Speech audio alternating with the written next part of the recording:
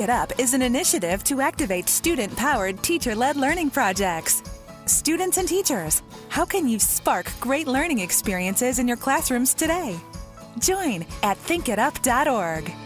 Is this the Tavis? This is the KBLA Sports Minute with Ray Richardson. The Dodgers and Angels pulled out close wins in the 10th inning last night. The Dodgers got a walk-off double from Freddie Freeman in the 10th to beat the New York Mets 6-5. The Angels held on for a 4-3 win at Boston. The Angels are a game above 500 on the road. Coco Gauff defeated Madison Keys in 3 sets to advance to the French Open semifinals for the 3rd time in her career. The 21-year-old African-American tennis star is aiming for her first French Open title. She finished second in 2022. The French Open semifinals are Thursday. Entertainment mogul Byron Allen is giving a boost to the HBCU Las Vegas Football Classic featuring Grambling and Jackson State. Allen has agreed to use one of his media properties, HBCU Go TV, to broadcast and stream the game live. Grambling and Jackson State play in Vegas on Saturday, October 25th at Allegiant Stadium, home of the NFL Las Vegas Raiders. No debates, no speculation, just the info you need. That's your KBLA Sports Minute. I'm Ray Richardson on KBLA Talk 1580. 1 2 1 2 1 2 1 2. You ready? Somebody make some noise in this joint. KBLA Talk 1580 celebrates its 4th anniversary this year on Juneteenth. Here we go again. Hello. Hard to believe 4 years has gone by so fast. Oh my God. But here we are, still standing, still loving and serving our people as best we can. Yeah, that's what I'm talking about. To celebrate our 4th anniversary, we have 4 big events, and you're invited to all of them. She got a lot to say. Let's do this. Let's get it on. On Wednesday, June 18th, we go live on C-SPAN for the 2nd consecutive year with our Climate Justice Plus Black Health Symposium. Tavis Smiley will moderate an all-star panel of thinkers and influencers as we continue our vitally important climate justice work. Hey, Tavis Smiley, talk about. On Thursday, June 19th, you're invited to join us as we celebrate Juneteenth and our 4th anniversary. There will be plenty of food, fun, great music, good vibes, and all of your favorite KBLA Talk 1580 hosts will be there. Yeah, man. Flip the beat. On Saturday, June 21st, there are 2 big events you're invited to attend. I can't wait to hear it. This year, KBLA Talk 1580 continues its annual partnership with the Empowerment Congress for a community celebration and dialogue to educate, engage, and empower. This year's theme is resilience in the face of chaos. Can't wait to see what's up next. Y'all ain't ready for this. And new this year is our State of Black Women in Los Angeles Symposium, moderated by Dominique DePrima, with a luncheon to follow. Dominique will be leading a dialogue with some of the most impactful Black women leaders in Los Angeles, and you're invited to join. This is it. All of these events are free, but seating is limited, so you must register in advance at our KBLA1580.com website, where you can find all the details you need about each event. Check it out. It's our 4th anniversary, and we would love to celebrate it with you. I love you guys so much. There's nothing you can do about it. We're KBLA Talk 1580. The only black talk radio station west of the Mississippi. Thank you for having our black. Happy anniversary, KBLA. We love you. Love you.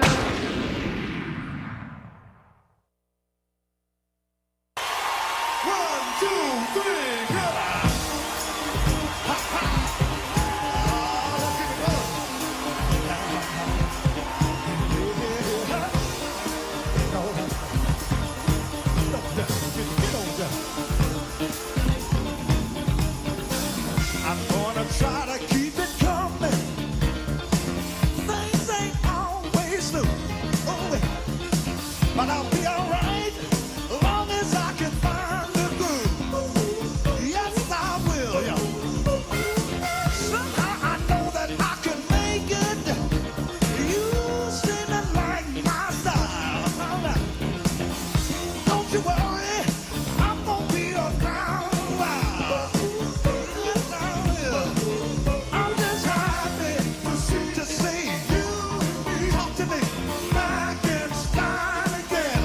Live from historic Leimert Park in Los Angeles, California, I'm Tavis Smiley, and I'm so glad to see you and me.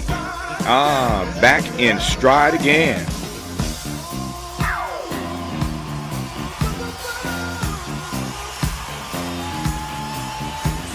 before we get started with today's show, let me invite you to follow me on Facebook and Instagram at The Real Tavis Smiley, and get updates on X, that's formerly Twitter, at Tavis Smiley. By the way, should you miss any part of today's program or want to catch up on previous shows, you can always visit thetavisSmileyShow.com. That's thetavisSmileyShow.com, or wherever you get your podcast, and listen to the Tavis Smiley podcast version of this live program at your leisure.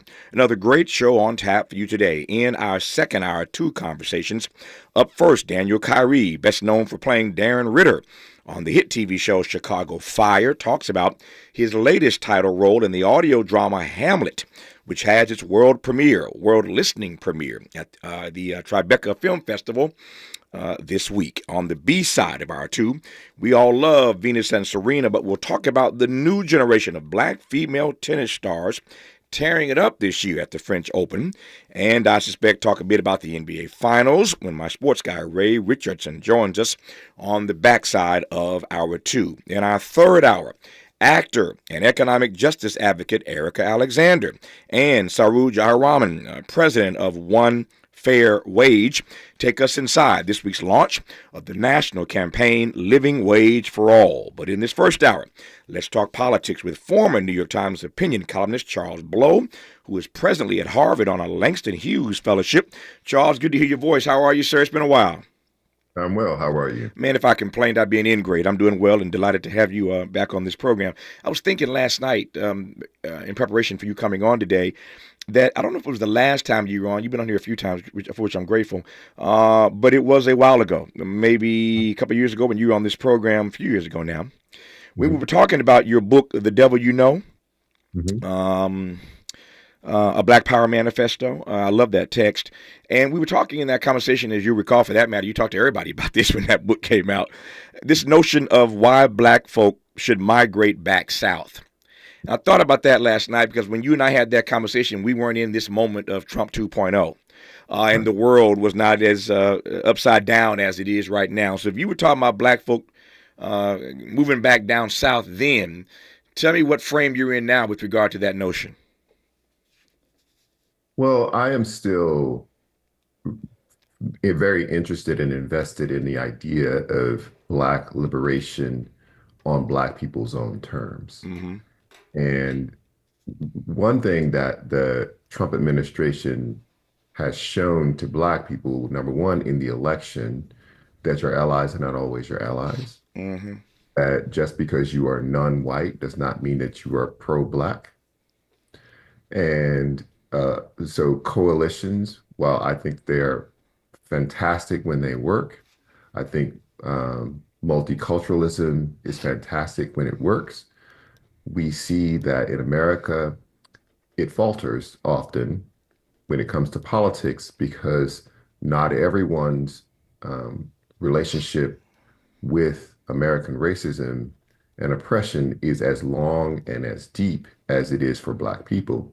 So if you look at the majority of both Hispanics and Asians who are in the country, they mostly came after 65.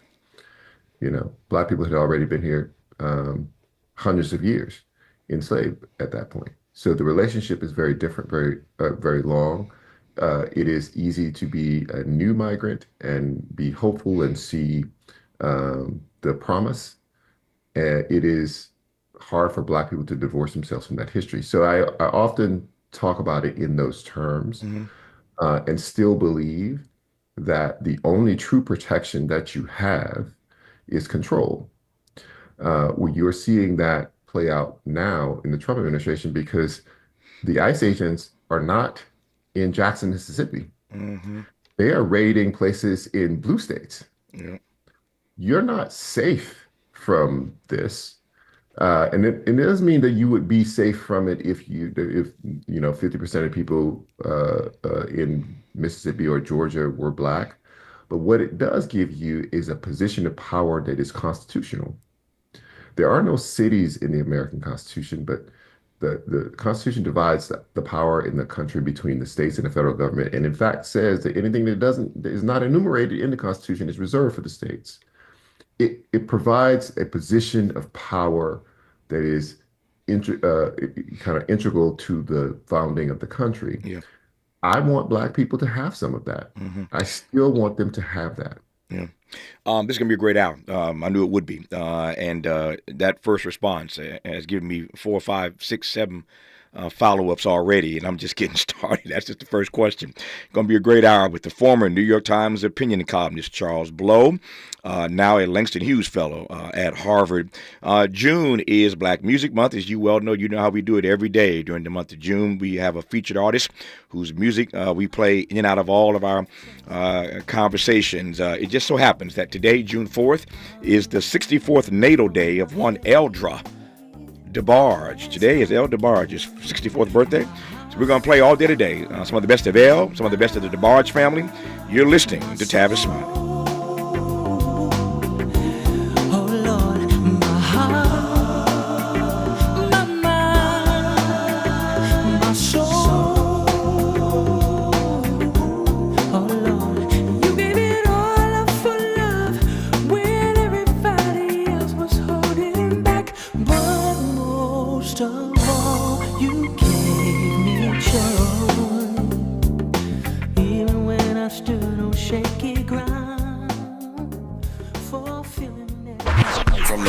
With love.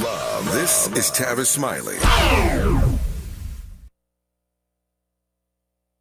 Make a move into a home of your own. With City National Bank's Ladder Up Home Loan Grant, you could receive up to $20,000 that you never need to pay back. Use it toward your down payment, save on closing costs, or to buy down your mortgage rate. Find out more at cnb.com/ladderuphome. City National, here for every stage of the journey. Property must be in a qualifying market in California, New York, or New Jersey. Additional terms and conditions apply. Not all applicants will qualify. Terms are subject to change without notice. City National Bank is an equal housing lender. Member FDIC. NMLS number 536994. KBLA Talk 1580 congratulates Pastor and Mrs. William Sachs Epps on their retirement from stewardship at the historic Second Baptist Church. Dr. Epps has faithfully served Second Baptist as its senior pastor for 37 years. What a legacy of love and leadership. Pastor and Mrs. Epps will be honored at a luncheon on Saturday, July 26, 11 a.m. to 2 p.m. at the Sheraton Universal Hotel in Universal City, and you're invited to attend. Noted scholar Dr. Michael Eric Dyson is the keynote speaker. For ticket information, please contact epsretirement@gmail.com or call 213-399-2103. That's epsretirement@gmail.com or call 213-399-2103. To Pastor Epps and First Lady Epps, congratulations from all of us at KBLA Talk 1580. Hi, I'm LA City Councilman Curran Price, inviting you to join us on Saturday, June the 14th from 11 a.m. to 2 p.m. as we cut the ribbon on the brand new Enel Woods Park at 8703 South McKinley Avenue.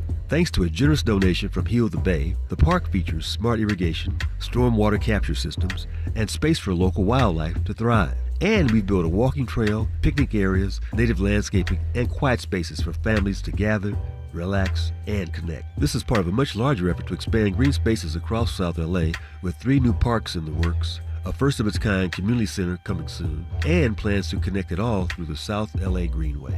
So mark your calendar for Saturday, June 14th, 11 a.m. to 2 p.m., and come celebrate a greener, stronger South LA at Enel Woods Park. I'm also pleased to sponsor the Climate Justice plus Black Health Symposium, moderated by Tavis Smiley, live on C-SPAN, Wednesday, June the 18th, from 4 to 7 p.m. at the Nate Holden Performing Arts Center. Just a reminder to sign up right away at the KBLA1580.com website to join me, Mayor Karen Bass, Congresswoman Sidney Kamlager Dove, Tennessee State Representative Justin Pearson, Dr. Cornel West, former Congressman Jesse Jackson Jr., the Sierra Club's Ben Jealous, and other Black influencers in the climate and health fields, as we continue to amplify the connection between climate and poor health outcomes for our people. Thank you for listening. I'm Councilman Curran Price.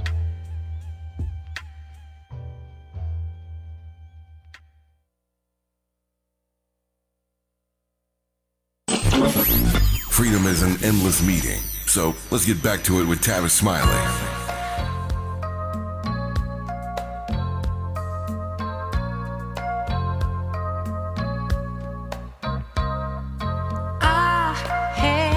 Some problems, and no one could seem to solve them, but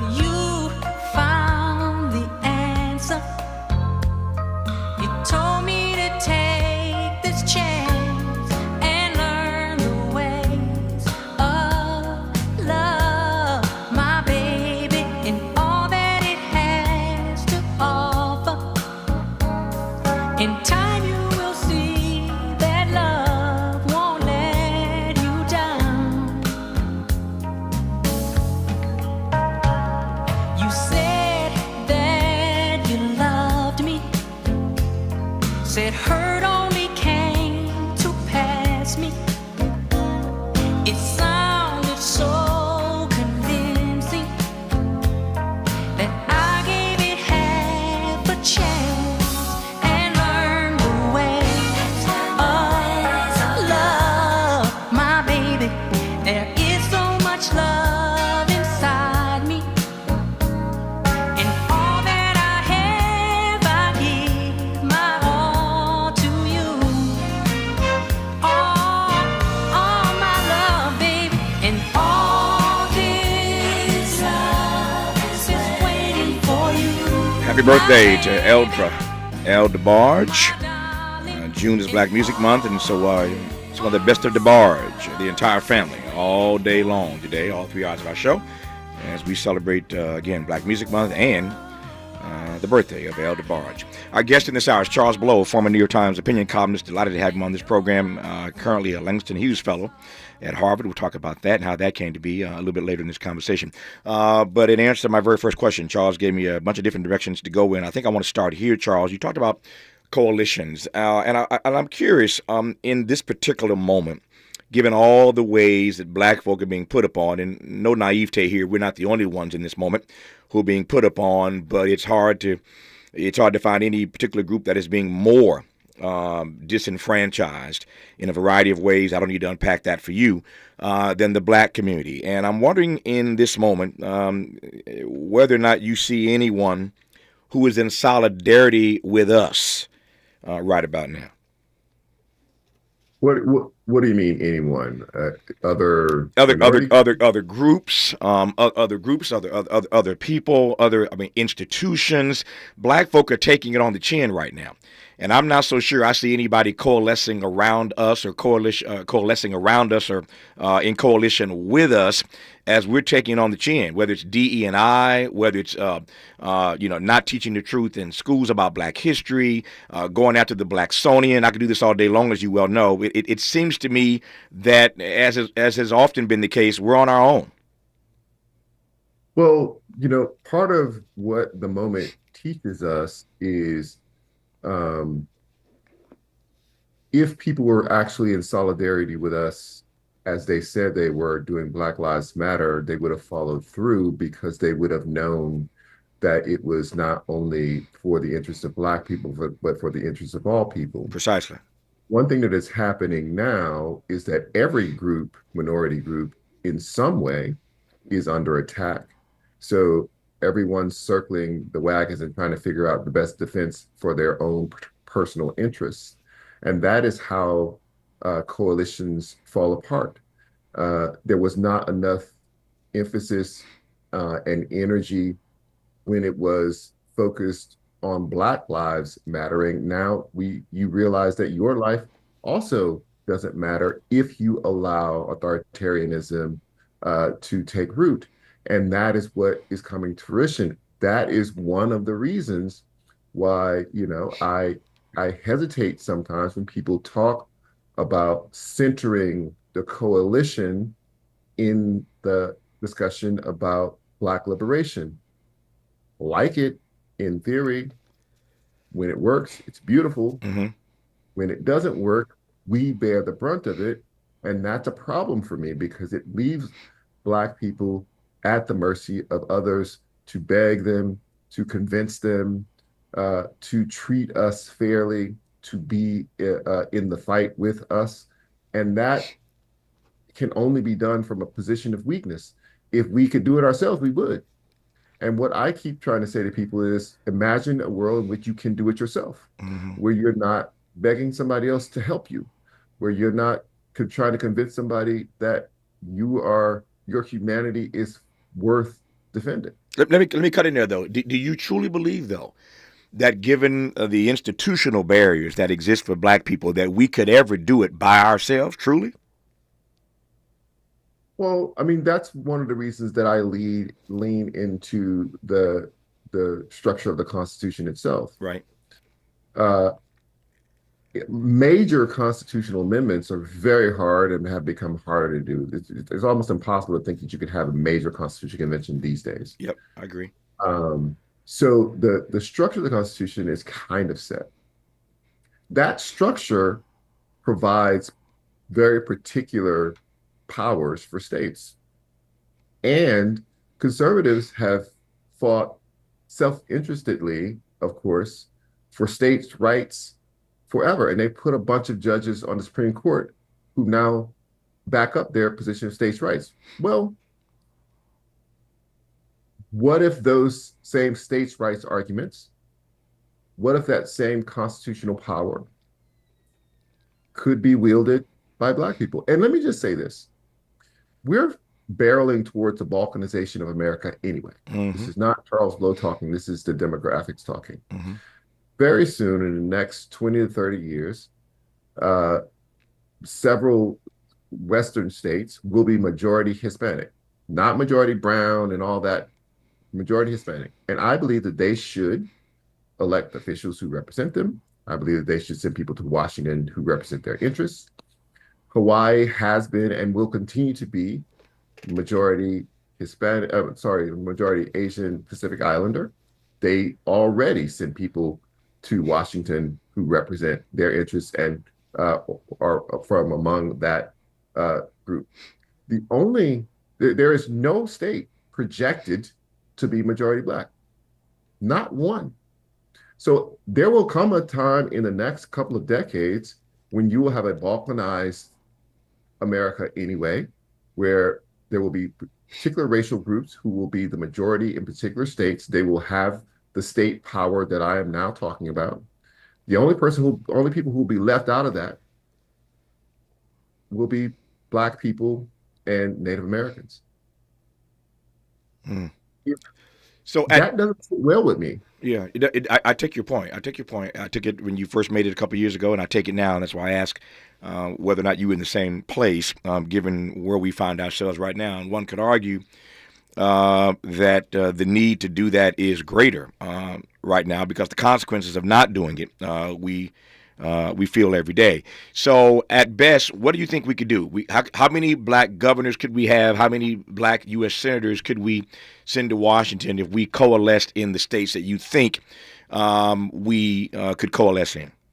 Well, look, I want to say first, we already have an example. Right. I thought that Georgia would be the proof in concept. And in many ways it was, because it was the first state where a state was delivered to a Democrat by a coalition led by Black people. Ever in the history of the country. It was also the first state where a coalition led by Black people elected a senator, ever. And they not only elected one, they elected two, one Black and one Jewish. But what escaped people in Georgia was the governor's mansion. You need the power to veto because you need to be able to override whatever gerrymandering might produce legislation in a state house. But you have an example of that in Maryland. Now, I know a lot of people don't think of Maryland as a southern state, but it is. I use the census definitions of what is the South. The census definition stretched all the way up to Delaware. And now you have it. You have a Black person who's the governor, Wes Moore. You have a Black person who is the mayor of one of the largest cities. And they are just systematically going through and doing things that not just help Black people, although they do, they help everyone. That is the history of Black people in power. I often ask people when they start to freak out about this, give me any legislation ever in the history of the country introduced by a Black state representative that was to benefit Black people and to punish other people. It does not exist. Black people have ascended to power and used that power to fight for equality for all people. That is what you're seeing play out in Maryland, and it is bearing fruit. Baltimore has one of its lowest crime rates in a very long time. You're seeing policies that help everyone in that state. That doesn't mean that Maryland is a utopia. You don't get utopias by having racial majorities. But what you do, however, get is policy that is not driven by some form of white supremacy, whether articulated or not. Mm-hmm. That's the beauty here. And once you have examples of that working, once you have examples of it, it's just normal. You see that it could be that way in other states. Maryland has a percentage of like 30-something plus % Black. That's almost the same as Georgia. So you could see Georgia, you could see North Carolina, you could see even Mississippi because it's the blackest state in America. But there are a number of states where you could see the same thing playing out. It doesn't destroy the government. They don't ask all the white people to leave or all the Hispanics or the Asians to leave. Everyone works together, but you now have a power structure that is not kind of governed by white supremacy. And that, to me, is the goal. I thought you were going to go there. I'd add to your list of Wes Moore as governor and, of course, the black mayor of Baltimore. Maryland has a U.S. senator who's black these days. Angela also Brooks. They have a black U.S. senator. So there's no state that can boast that. A black governor, a black mayor of the largest city, and a black U.S. senator, male and female in that group, of course. So I take the point that you're making. And yet the rub, as you well know, is certainly from the political right. The rub is that these urban centers that are run by black mayors represent the worst of America. They always point to Chicago as Exhibit A. To your point about how Baltimore may be turning around, they always point to Baltimore. And you've had black mayors for quite some time now in the four largest cities. I said the other day, I repeat again, it is possible in the next few months that none of the four largest cities will have black mayors when they all did. There was Sylvester Turner in Houston. There is Brandon Johnson, of course, in Chicago. He's in trouble. There's Eric Adams in New York. He's in trouble. There's Karen Bass here in L.A. where I sit. She's in trouble. We could go from the four largest cities having black mayors necessarily to not having black mayors. But the rub is that these black mayors run these urban centers that are not doing so well. So I take your point about Baltimore. But again, that ain't the narrative that we get about black mayors running urban centers. Yes. So, I want to say to all black people, never take the bait on this. Right. There are a lot of reasons that cities suffer. And much of it has to do with racism and white supremacy. Black people moved in, white people moved out, disinvestment followed. These cities became ringed by wealth, and the tax base was moved out to the burbs. So the cities basically starved, but they still had the large infrastructure. They had to deal with it. And it caused all sorts of problems.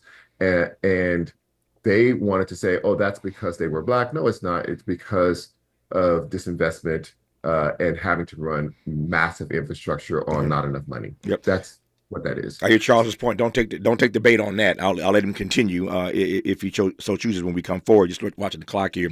But I take his point loud and clear. Don't take the bait on that one. I'll let him finish that point when we come forward. And I certainly want to talk about his time at the New York Times as opinion columnist. And if we ever needed somebody black writing regularly on the opinion pages of the New York Times, that time is now. He stepped away in February. Before him, there was Bob Herbert. But we need some black voices in the New York Times, and for that matter, all these newspapers that still allow for a point of view, not the Washington Post, not the LA Times, like they used to. I digress for now. More with Charles Blow when we come forward on Tavis Smiley. Helping to stretch your moral and political imagination. This is Tavis Smiley.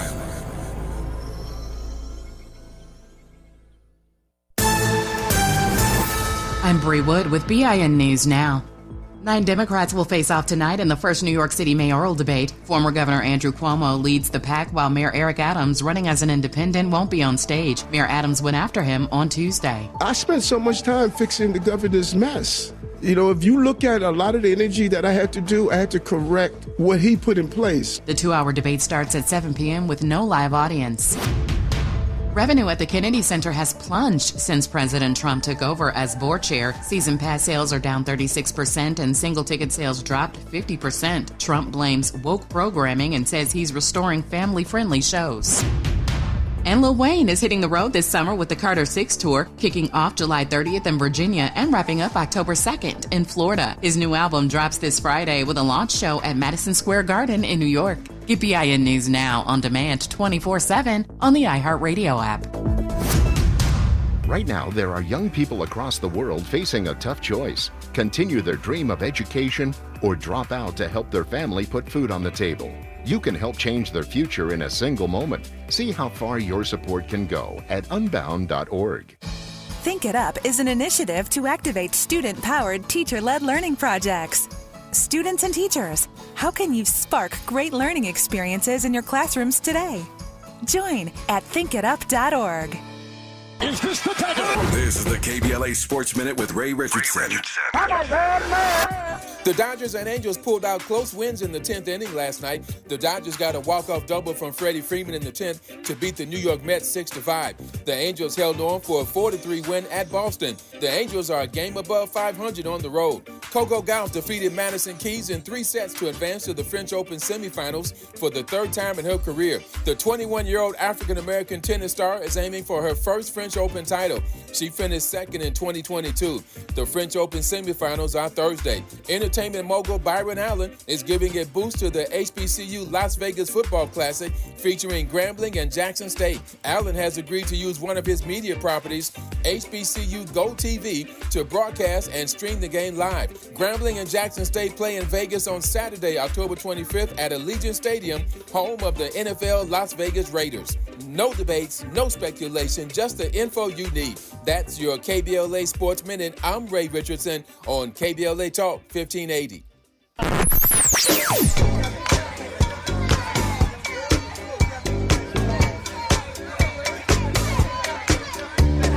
This is KBLA Talk 1580. Talk radio.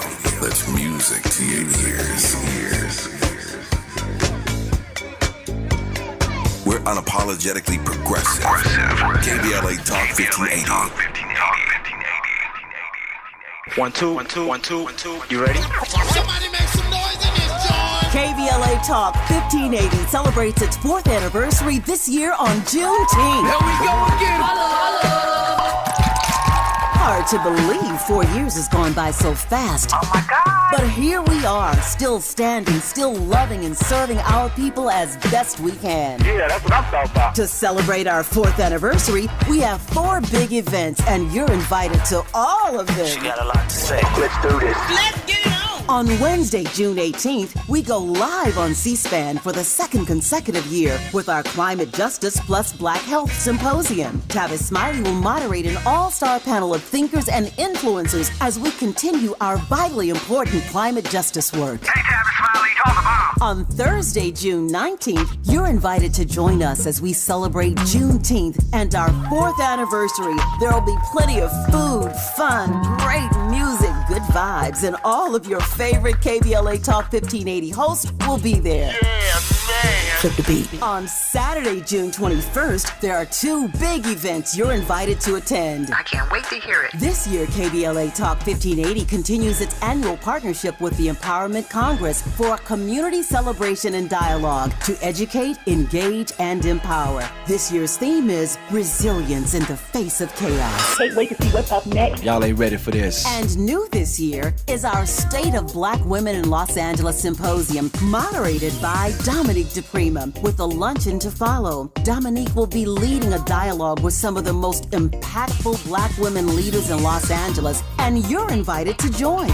This is it. All of these events are free, but seating is limited, so you must register in advance at our KBLA1580.com website, where you can find all the details you need about each event. Check it out. It's our 4th anniversary, and we would love to celebrate it with you. I love you guys so much. There's nothing you can do about it. We're KBLA Talk 1580. The only black talk radio station west of the Mississippi. Thank you for having our black. Happy anniversary, KBLA. Love you.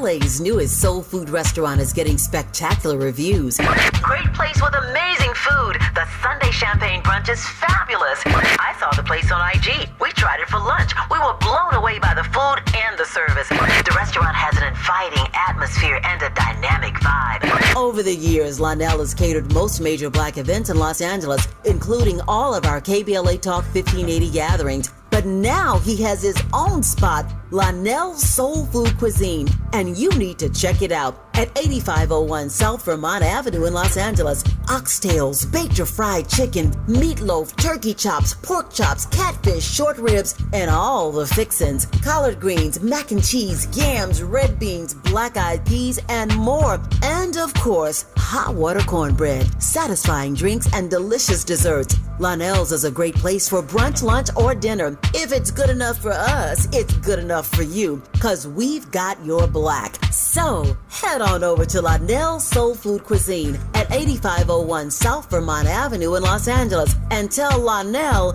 you heard about it on KBLA Talk 1580.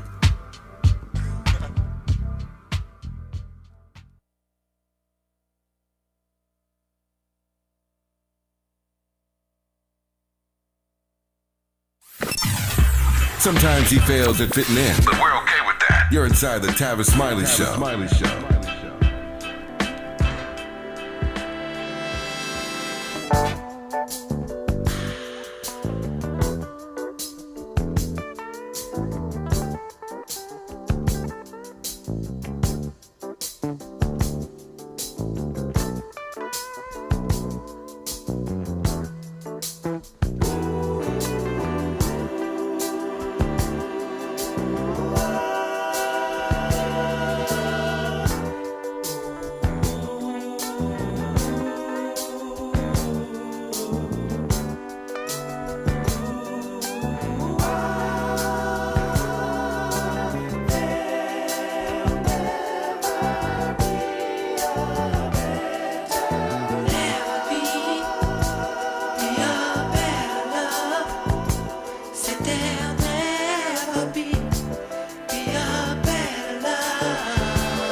We celebrate black music all month. During the month of June, we do it every year. And during the month of June on this program, every year, all 3 hours, we choose the music of a particular artist and we celebrate their legacy. And so today just happens to be the 64th birthday of El DeBarge. And so we're playing some of the best of El and the entire DeBarge family. And that includes Switch. There'll Never Be. Love, love, love. That track sounds as good now as the day they put it out. Our guest in this hour is Charles Blow, former New York Times opinion columnist, current Langston Hughes Fellow at Harvard. Delighted to have him back on this program once again. Charles, before I move forward, anything else you wanted to add to that narrative that persists, at least from our friends on the right, that black folk cannot run cities effectively? Well, I always say this. It is opportunistic to point to crime or inefficiency or municipal failure and to say that it is a black problem. And I always point to gangland Chicago and the tenements on the Lower East Side of Manhattan and talk to people about all the crime that existed then, all of the inefficiencies that were happening then, all of the municipal failure that was happening then. And there were almost no black people to be found in those areas. This is not a race thing. They make it. They opportunistically pick race when it fits their narrative to say this is a black people and black failure.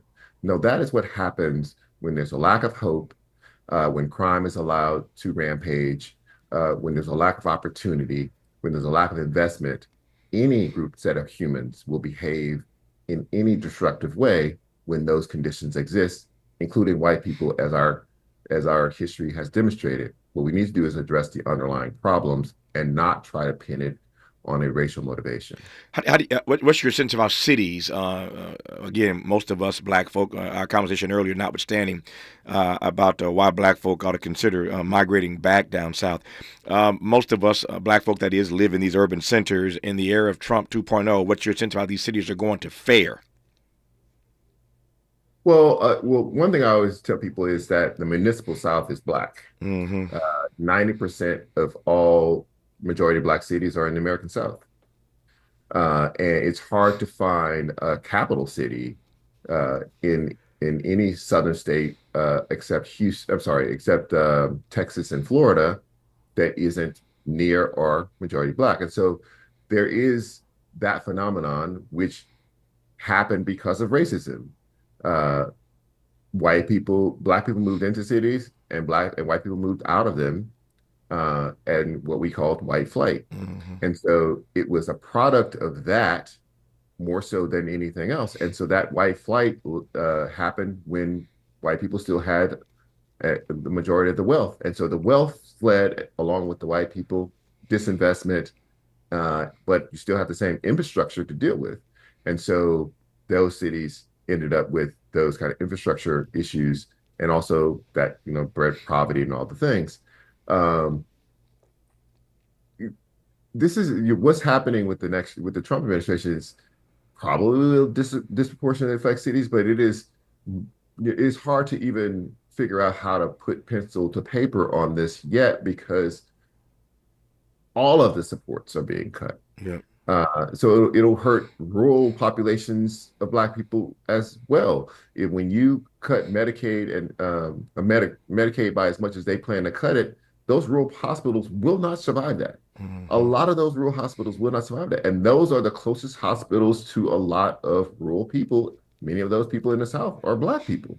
So there'll be a lot. There's so many things that will negatively affect Black people that it's hard to figure out if they'll disproportionately fall on the city dwellers or on the rural people. Let me ask you a question. As you made this point now, I hadn't even thought about this, and all the conversations I've had about this iteration of the Trump administration, I have never raised this issue. I've never asked this question of a single person. So lucky you, Charles Blow.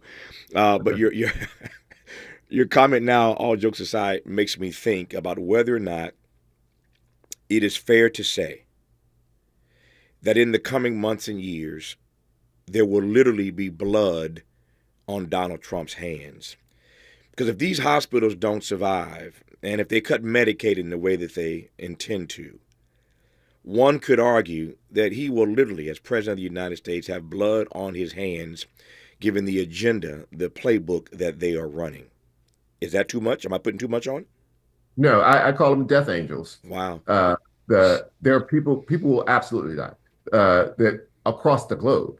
What they've done with USAID, people are going to die. Yeah, absolutely. No, hands down. And the numbers, we'll have to wait for scientists to figure out what the numbers are of how many people die because of what they've done with gutting of USAID. Yeah. But it will be a lot of people. Yeah. They will die. It will be directly because of what has happened in this administration.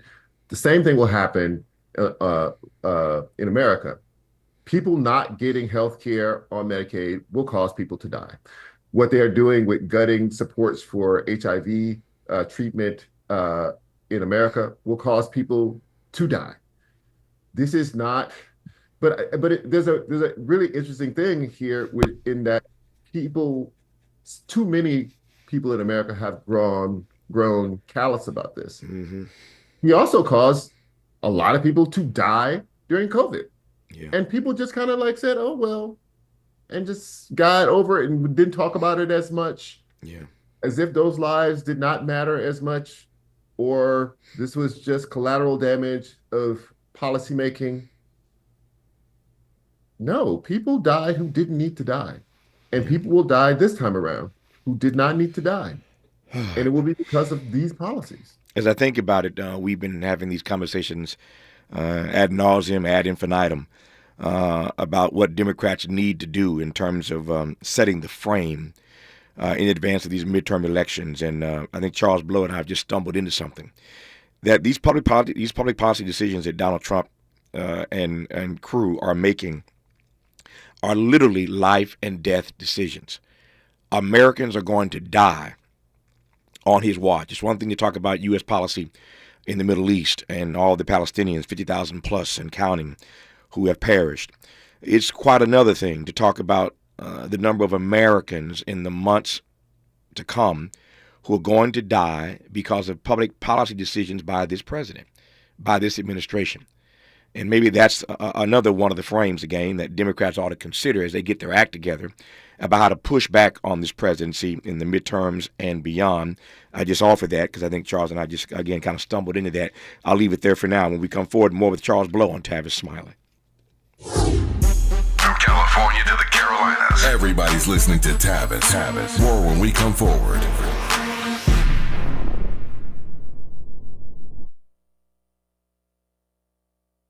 We asked seniors how to prevent Medicare scams.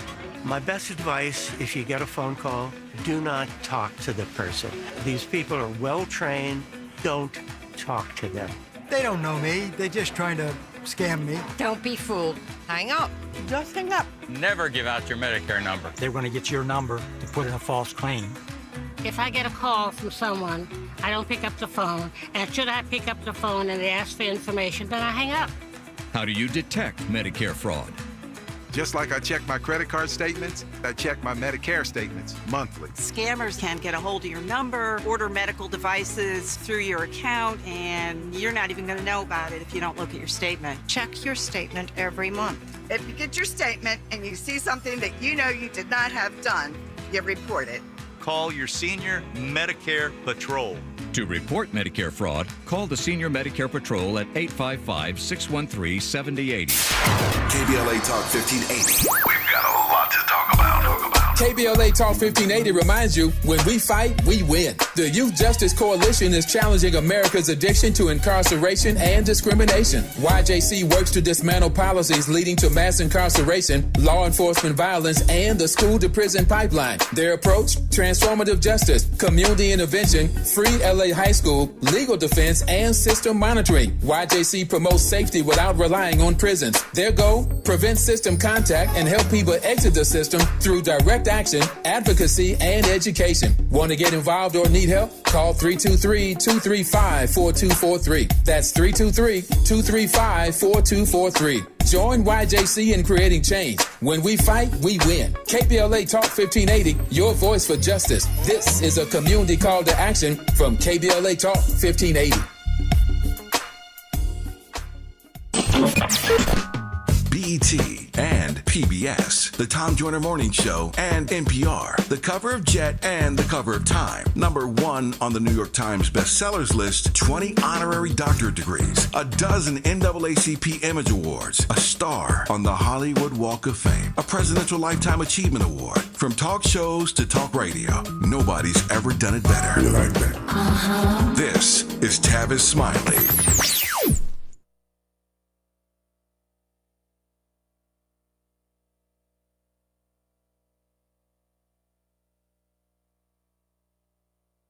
Protect your home and auto with a bundle from Progressive so you can stop worrying about them and invent new things to worry about, like snakes in your bedroom. Sure, that sounds incredibly irrational, but now that we've mentioned it, you are a little worried. The odds of one snake, let alone snakes plural, are so slim. But you might want to check. Oh, you're not near your bedroom. Guess you'll just have to sit there and worry about it. So let Progressive protect your home and auto, because you've got enough to worry about. Progressive Casualty Insurance Company, affiliates, and other insurers. Not available in all states. He's a paradigm pioneer and the top-rated African-American talk show host in the nation, according to Talkers Magazine. You're tapped in with Tavis Smiley right now. Tavis Smiley and Charles Blow, former New York Times opinion columnist, now a Langston Hughes Fellow at Harvard. I'll get to that in just a second here. Charles, I wonder if I can ask you just to reflect on your time at the New York Times as one of the rare African Americans who've had the honor of being an opinion columnist. Well, one thing that I guess most people don't realize that I was at the Times for like 30 years. Yeah. I came as an intern. And so, most of that time was just, I guess I would say I was grateful for all of the opportunities I got to have there because, I came as a graphics internship, worked in the graphics department for a while, wrote later that people came to know me for writing, but that was like the second half of my career. That was transformative for me as a young journalist and professional to be able to have multiple experiences in journalism without having to bounce around everywhere. And that was great. But 30 years is 30 years. And new adventures beckon. I don't know what those new adventures will be, but starting on those new adventures while you still have a little bit of runway, you're not in retirement age is, I think, probably the better thing to do here. Yeah. This opportunity at Harvard is just absolutely amazing. Yeah.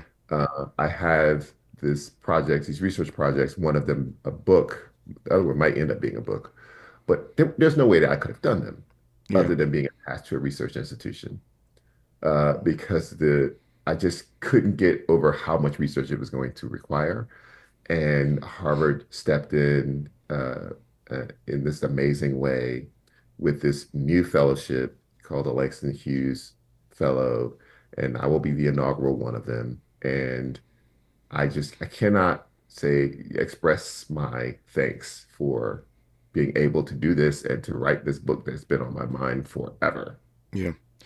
Since you went there, let me follow you. What do you make? My time's getting tight. What do you make of all this blowback that Harvard is getting from the Trump administration?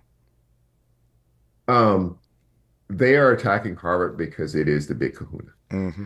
They have the deepest pockets. They have the biggest reputation. And the point here is, if they can make Harvard bend, there's no one safe. And that is the signal they're trying to send. Mm-hmm. Every institution in America had better be betting on Harvard to not buckle. Because the whole point is to say to you, the other institutions that are not under attack right now, if I can do it to them, as deep as their pockets were, you don't stand a chance. Yeah. Our remaining moments with Charles Blow when we come forward on Tavis Smiley. This is getting good. Yeah, man. Tavis Smiley continues when we come forward.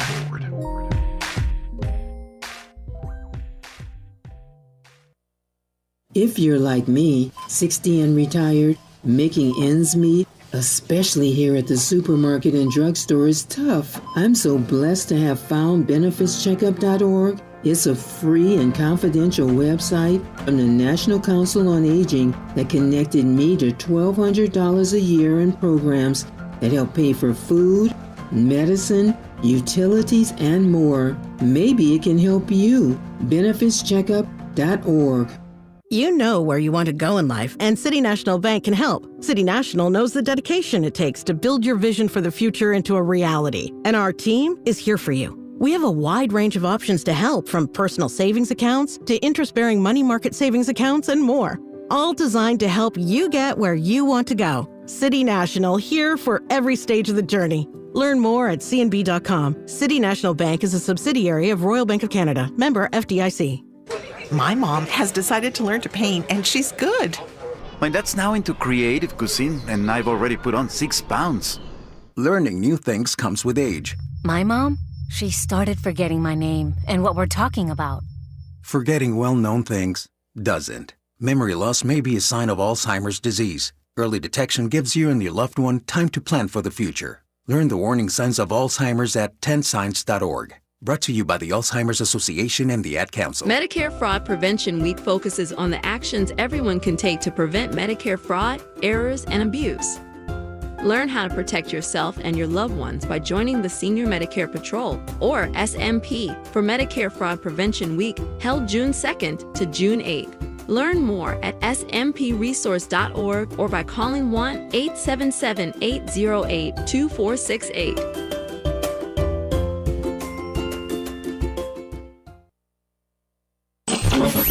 Freedom is an endless meeting. So let's get back to it with Tavis Smiley. Tavis Smiley and Charles Blow. Got about 4 minutes left here. Charles Blow, of course, former New York Times opinion columnist, and now the inaugural recipient of the Langston Hughes Fellowship at the Hutchins Center at Harvard. And I'm delighted in having him once again on this program in this hour. I think I want to close with this, Charles, given, again, all your writing as a columnist for the New York Times, an opinion writer. I'm curious as to how you're reading this moment vis-a-vis Trump and the media. And there are any number of ways to go at it, have at it as you will. The way the media is covering Donald Trump or not, the way the media is bending the knee to Donald Trump. Just take it as you will, but just give me your broad assessment of Trump and the media this time around. Well, I guess my perspective is to look at it the way that consumers of news are viewing this Trump administration and how looking through the prism of the news media is working or not working for them. There is a numbness in the population and among the citizenry that is really worrisome. And I've tried to I'm not even writing about it. I kind of want to write about this kind of, what does that numbness mean? How does that translate? We see people dancing and line dancing and just trying to like take a break. But in the break, the country is breaking. And what does that mean? And what does it mean that we kind of grow numb to the every night on TV or every day in newspapers reading about yet another flagrant violation of either the Constitution or decorum? And it happens so often now that it has become the background of our lives. That part is worrisome to me. Yeah. Is the damage that Donald Trump is doing and will do for these next 3 years, is the damage to the democracy irreparable? I won't go so far as to say irreparable. I can't even say the word now. Irreparable, but it may be. But eventually, but one thing is absolutely sure: it is easier to break things than to build them back up. So the amount of damage that's being done to the infrastructure of the federal government would take decades to undo. You take one department, you fire 10,000 people. You know how long it takes to hire 10,000 people? Exactly. Just the background checks and the whole thing, like to put that back together, just one agency, is just enormous. And on top of that, you have kids in college now who look at this and say, who would have chosen government, look at this and say, this is so precarious that I'm not even going to consider government as part of my options when I consider a career. So you've both scared off a lot of people. There's going to be a brain drain. And then even if you can build it back, even if you have the money to build it back, the time that is required to build it back will be far longer than just these swift axe cuts to the government. And then finally here, how concerned are you, because I've been thinking about this a lot lately myself, into the future, how concerned should we be, let me put it that way, about the expanse of executive power? I mean, what Donald Trump is doing is amassing a lot of power for himself, but as you well know, presidents in the future ain't going to give that power back. So I think there's going to be a major price to pay for the overreach, for the amassing of more executive power in the years to come, even beyond Donald Trump. Right. Well, first we have to survive 3.5 more years of this. Take it. I take that. At the least. Yeah. And I don't know how we do that. I don't know what transfer of power could look like if it would happen 3.5 years from now. We have to get past that. Yeah. I don't know what the judicial system will look like if the executive branch keeps disobeying the judiciary. What are the mechanisms there? How do we deal with that? And once you neuter the judiciary, then what's left of justice and democracy? So there's so much that we just have to get through and see if we can make it through for me to even think about what happens after him. Fair enough. I'll leave it there. We are grateful to Charles Blow for his pieces at the New York Times while he was an opinion columnist, and we celebrate his being now at Harvard as the inaugural recipient of the Langston Hughes Fellowship. Charles, good to have you on, my friend. All the best to you. Thank you so much. Thanks for your time. More of Tavis Smiley when we come forward. KBLA 1580 Santa Monica.